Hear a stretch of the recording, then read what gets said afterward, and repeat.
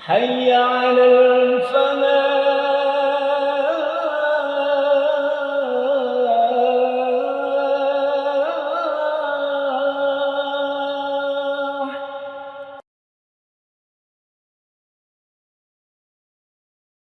Assalamualaikum warahmatullahi wabarakatuh. Alhamdulillahi rabbil alamin. Wassalatu wassalamu ala asrafil anbiya wal mursalin wa ala alihi wa sahbihi ajma'in, amma ba'. Para jamaah salat subuh rahimani wa rahimakumullah. Yang pertama, kita ungkapkan syukur kepada Allah Subhanahu wa ta'ala atas segala nikmat yang Allah berikan kepada kita hingga saat ini.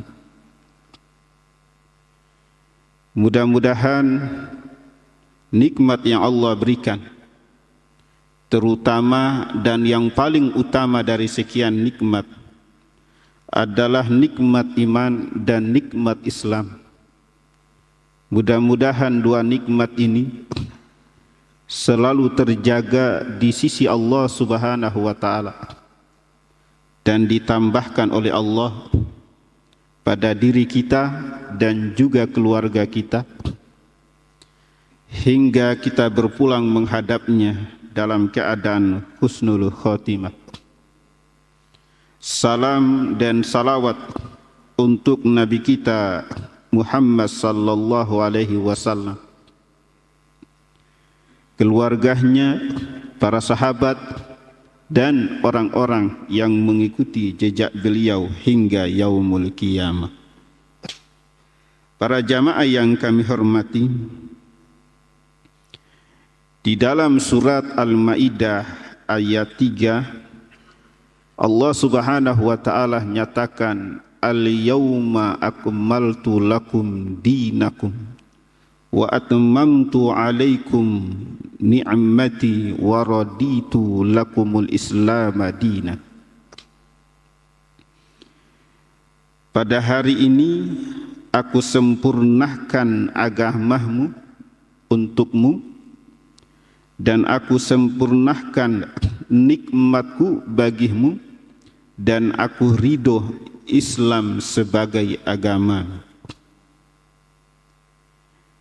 Para jamaah yang kami hormati, dari satu ayat ini ada dua lafaz, dua kata yang memiliki sinonim, persamaan kata atau persamaan arti, yaitu pada kalimat akmaltu dan wa atmamtu. Akmaltu itu artinya sempurna, dan atmamtu itu juga artinya sempurna. Lantas apa perbedaan dari dua lafaz ini, dua kata ini yang Allah letakkan dalam satu kalimat? Untuk akmaltu, para jamaah, para ulama ahli tafsir, ahli bahasa, di antara mereka mengatakan akmaltu itu adalah sempurna, paripurna, dan tidak membutuhkan tambahan. Untuk itu kalimat akmaltu ini dihubungkan dengan kalimat dinakum, agamamu.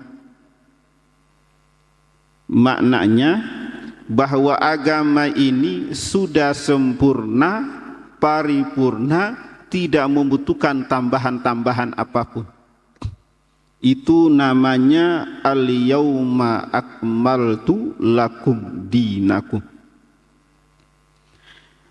Adapun makna dari wa atmamtu itu sempurna, tetapi akan selalu bertambah. Wa atmamtu itu sempurna, dan akan selalu ditambah. Kalimat wa atmamtu ini dihubungkan dengan kalimat ni'mati, nikmatku. Maknanya bahwa nikmat Allah ini akan selalu ditambahkan, selalu diberikan kepada siapa? Umatnya Nabi Muhammad sallallahu alaihi wasallam. Jadi kalau masalah agama itu dia sudah sempurna, sedangkan nikmat apapun nikmatnya itu akan selalu diberikan oleh Allah kepada kaum muslimin.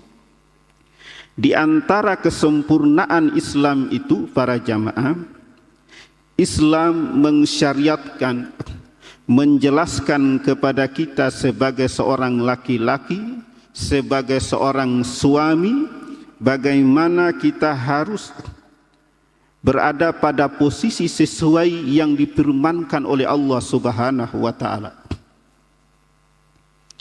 Di dalam surat An-Nisa pada ayat 34, Allah Subhanahu wa taala nyatakan ar-rijalu qawwamuna 'alan nisa'i bima faddalallahu ba'dahum 'ala ba'di. Al-ayat. Ar-rijalu qawwamuna, laki-laki itu adalah pemimpin 'alan nisa, bagi wanita.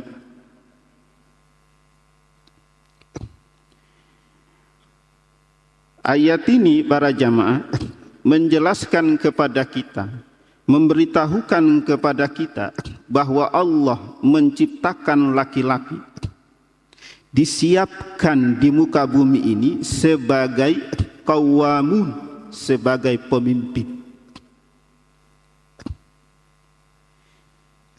Yang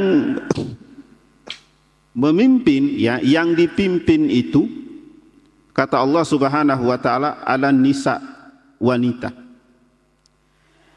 Para ulama ahli tafsir dikala menjelaskan qawamun itu maknanya bahwa laki-laki itu disiapkan sebagai pemimpin. Qawamun disiapkan sebagai pelindung.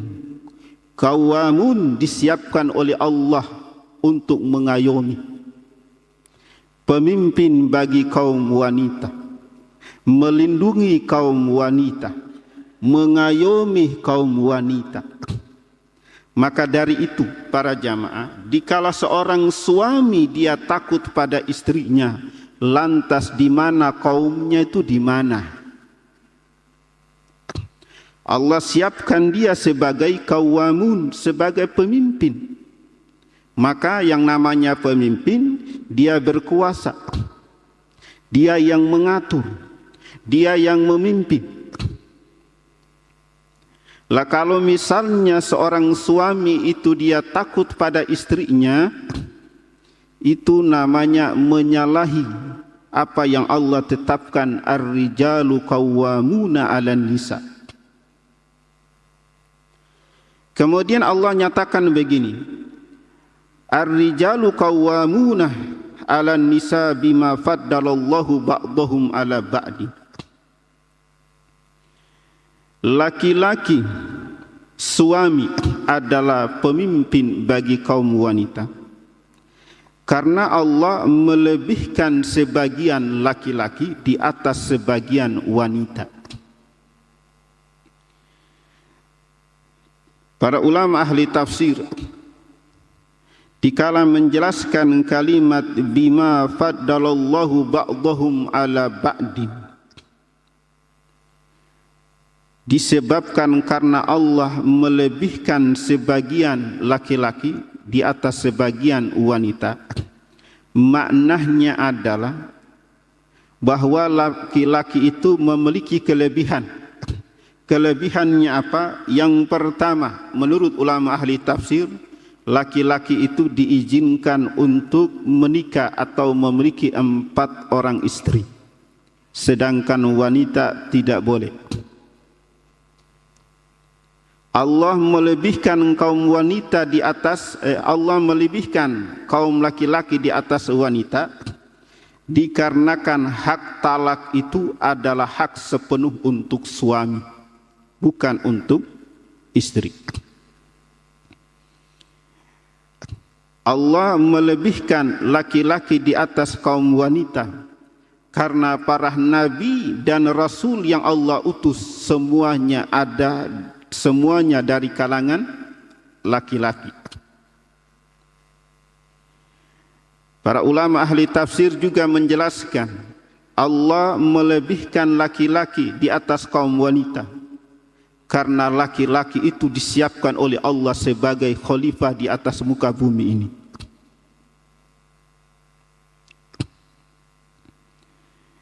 Kemudian ada juga ulama ahli tafsir mengatakan yang dimaksud dengan bima faddalallahu ba'dahum ala ba'di, bahwa akal, kecerdasan, pengetahuan laki-laki itu melebihi pengetahuan kaum wanita.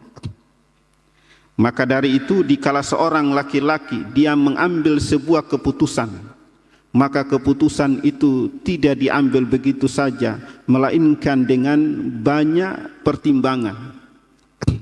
Dia melihat apa yang akan terjadi, beda dengan kaum wanita. Dia lebih cenderung menggunakan perasaan daripada menggunakan akal. Para jamaah yang kami hormati, maka surat An-Nisa ayat 34 ini Allah Subhanahu wa taala menjelaskan kepada kita dengan sejelas-jelasnya bahwa yang namanya seorang suami itu adalah pemimpin. Dia itu melindungi, dia itu mengayomi. Maka jangan sampai seorang suami itu takut pada istrinya. Di dalam hadis Nabi SAW terkait dengan suami takut istri. Saya cari hadisnya, Pak. Saya cari hadisnya, ketemunya itu ada dua. Yang pertama diriwayatkan oleh Imam Ahmad dalam kitabnya Musnad Ahmad bin Hanbal. Kemudian juga diriwayatkan oleh At-Tabrani dalam kitabnya Mu'jam Al-Kabir. Kemudian juga diriwayatkan oleh Ibnu Adih dalam kitabnya Al-Kamil Fid Du'afa. Nabi SAW sampaikan halakatir rijalu hina ata'atin nisa. Halakatir rijalu hina ata'atin nisa. Halakatir rijalu hina ata'atin nisa. Celaka, binasa bagi suami-suami apabila dia mentaati istrinya. Hadis ini para jamaah yang pertama diucapkan oleh Nabi itu 3 kali. Halakatir rijal hina ata'atin nisa, itu diucapkan 3 kali. Maknanya apa? Di dalam kajian ilmu hadis atau syarah hadis, apabila Nabi mengulangi ucapan beliau sampai 3 kali, maka itu menandakan yang pertama apa yang disampaikan oleh beliau dan mengulangi sampai 3 kali itu menandakan hal yang penting yang harus kita perhatikan, tidak boleh disepelekan. Yang kedua, dikala beliau mengulangi ucapannya sampai 3 kali untuk memahamkan kepada para sahabat. Lalu yang kedua, halakatir rijal, celaka, binasa seorang suami. Artinya seorang suami ini dia melakukan sesuatu yang akan membinasakan dirinya, yaitu mendapatkan dosa. Lantas apa yang menjadi sebab dia melakukan hal yang membinasakan itu? Kata Nabi, hina ata'atin nisa, yaitu dikala dia mentaati istrinya. Para ulama pensyarah hadis mengatakan mentaati istri di sini adalah dikala istri itu dia menyuruh suaminya, ya, dia memerintahkan suaminya itu berdasarkan hawa nafsu, tidak berdasarkan syariat. Misalnya istri menghalangi suaminya atau menyuruh suaminya agar tidak berbakti kepada orang tuanya. Dia menyuruh suaminya untuk putus silaturahim dengan saudara-saudaranya. Jadi ketaatan suami kepada istri itu kepada hal-hal yang bertolak belakang dengan syariat. Para jamaah yang kami hormati, dikala seorang suami mentaati istrinya, ya, dalam hal-hal yang tidak sesuai dengan syariat, itu disebabkan diantaranya suami takut istri. Dalam kehidupan kita, dalam kenyataan seperti itu yang kita saksikan. Seorang suami dia itu durhaka kepada orang tuanya. Dia lebih mendengarkan omongan istri. Sedangkan omongan istri itu lebih kepada hawa nafsu. Kemudian seorang suami dia putus silaturahim dengan saudara kandungnya. Terjadi pertengkaran dengan saudara kandungnya. Yang sebagai provokator dalam pertengkaran itu adalah karena suami mentaati ucapan istri. Kemudian hadis yang kedua, hadisnya cukup panjang. Nabi SAW sampaikan begini. An Abi Hurairah radhiyallahu an qala Rasulullah sallallahu alaihi wasallam, idza tukhizal fai'u duwalan wal amanatu magnaman waz zakatu maghraman wa tu'allima li ghairid din wa ata'atar rajulu imra'atahu wa aqqa ummahu. Jika harta rampasan perang dimonopoli oleh sekelompok orang tertentu, apabila amanah dijadikan sebagai harta rampasan, amanah, rebutan kekuasaan. Apabila zakat dijadikan sebagai denda. Kemudian mempelajari agama yang bukan pada ahlinya. Seorang suami yang tunduk kepada istrinya dan durhaka kepada orang tuanya. Kata Nabi SAW, falyartakibu, maka tunggulah. Apanya? Kata Nabi begini, inda zalika rihan hamra, tunggu, kalian akan ditimpa oleh angin merah, ya, angin merah. Wallahu alam anginnya seperti apa. Wa zalzalatan, terjadinya gempa bumi. Wa zalzalatan wa khosfan, terjadinya penenggelaman, longsor. Wa maskhon, terjadinya perubahan. Perubahan ini apakah perubahan iklim, perubahan masalah ekonomi, perubahan akhlak, moral, ini masih umum. Wa qasfan, kemudian terjadi lemparan. Kemudian kata Nabi, wa ayatin tataba'u kanizamin balin kuti'a silkuhu fatataba'a. Kata Nabi, itu dari tanda-tanda kiamat. Tanda-tanda kiamat ini seperti kalung yang sudah usang. Apabila dia putus, maka mutiara yang ada di kalung ini dia langsung lepas. Ya, satu lepas maka disusul dengan satu seterusnya. Artinya tanda kiamat itu akan menyusul. Ya, tanda kiamat itu dia menyusul. Ya, satu terjadi, selesai kemudian disusul oleh berikutnya. Selesai disusul oleh berikutnya. Maka dari hadis yang saya baca ini, para ulama mengatakan bahwa di antara tanda-tanda kiamat itu adalah seorang suami takut istri. Saya ulang, berdasarkan hadis ini diriwayatkan oleh Imam At-Tirmizi.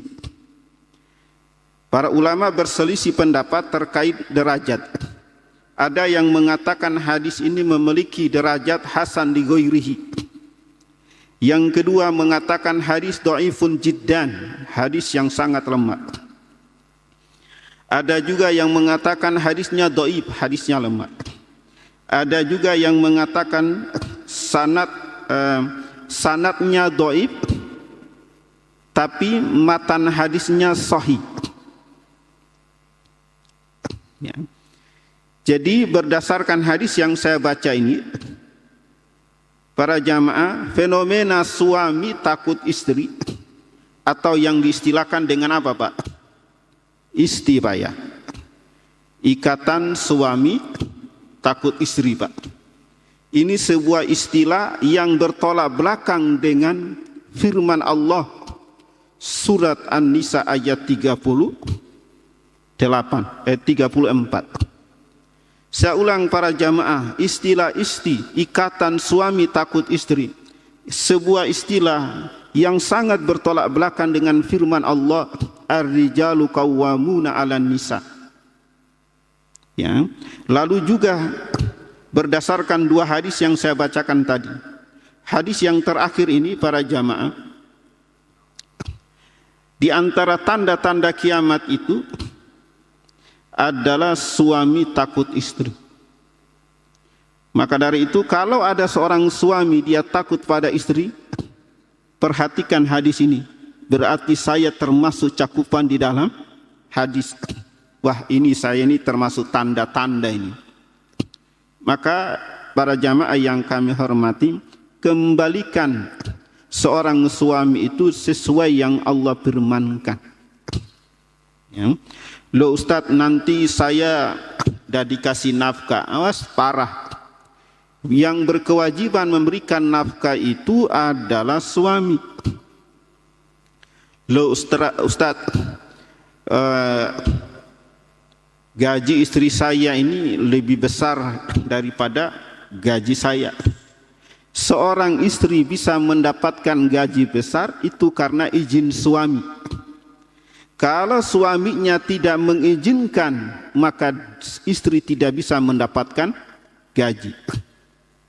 Seorang istri, dikala dia mau puasa sunnah saja, sedangkan suaminya ada di rumah, Nabi SAW menyatakan tidak dihalalkan bagi seorang istri yang menjalankan puasa sunnah sedangkan suaminya ada di rumah kecuali dengan izin. Nah, para jamaah yang kami hormati, ada hadis-hadis yang begitu banyak terkait dengan ketaatan seorang istri kepada suami. Maka dari itu Nabi SAW juga kabarkan kepada kita, dikala seorang istri itu dia meninggal dunia, kemudian suaminya ridho. Ridho itu artinya selama ini istrinya telah menemani dia, istrinya telah melayani dia, sehingga kepergian istrinya, wafat istrinya ini suaminya ridho atas apa yang telah istri itu dia berbakti kepada suami. Maka ridhonya suami itu adalah tiket surga bagi istri. Untuk itu, dikala seorang istri dia memiliki gaji yang besar dibandingkan dengan suami, bagaimanapun istri itu harus mentaati suami. Istri mendapatkan gaji yang besar itu dikarenakan izin dari suami. Kalau suami tidak mengizinkan, maka terputuslah gajinya, gak dapat gaji. Namun para jamaah yang kami hormati, seiring dalam kehidupan kita, terkadang suami itu dia mengambil kebijakan tanpa mempertimbangkan hal-hal yang lain. Misalnya, dia suruh istrinya berhenti dari pekerjaan, tetapi suaminya ini pelit untuk memberikan nafkah. Maka dari itu para jamaah yang kami hormati, syariat ini dia datang dengan adil, seadil-adilnya. Ada ayat, ada hadis yang ditujukan khususnya kepada para suami. Ada ayat dan hadis ditujukan kepada istri. Apabila suami dan istri mereka memahami dan mengamalkan pesan-pesan Allah dan pesan-pesannya Rasul, maka disitulah rumah tangga yang disebut oleh Allah Subhanahu wa taala sebagai rumah tangga yang sakinah, mawaddah, warahmah. Wallahu a'lam bissawab. Ini yang kami sampaikan, mudah-mudahan bermanfaat.